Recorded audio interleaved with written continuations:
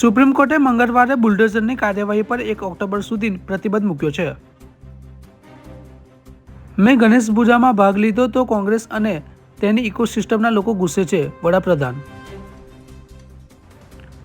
અરવિંદ કેજરીવાલે સીએમ પદ પરથી રાજીનામું આપ્યું. આતિશીના નેતૃત્વમાં નવી સરકાર બનશે. સીએમ રજા ઉપર વિદેશ જવાના છે તે વાત બિલકુલ અફવા ફેલાવનાર સામે તપાસ શરૂ. હર્ષ સંઘવી જવાહર ચાવડાના પત્રને લઈ ભાજપમાં ભડકો. જવાહર ચાવડાએ ભાજપના નેતા અંગે પીએમને લખ્યો પત્ર. ભરૂચના વાલિયા ખાતે સીએમ એકેડેમી કન્સ્ટ્રક્શનમાં દરમિયાન અકસ્માત, 10 જેટલા કામદારોને ઇજા. વડાપ્રધાનના જન્મદિવસને લઈ ગાંધીનગરમાં આરોગ્ય મંત્રી ઋષિકેશ પટેલે સ્વચ્છતા અભિયાનનો પ્રારંભ કરાવ્યો. છોટાઉદેપુરના તેજગઢ ખાતે સ્વચ્છતા હી સેવા 2024 તથા સેવા સેતુ કાર્યક્રમ યોજાયો.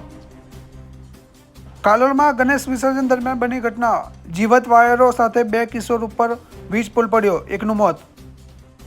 છોટાઉદેપુર જિલ્લા વાલ્મીકી સમાજ દ્વારા વિવિધ મુદ્દાઓને લઈ છોટાઉદેપુર ખાતે નિવાસી અધિક કલેક્ટરને આવેદન.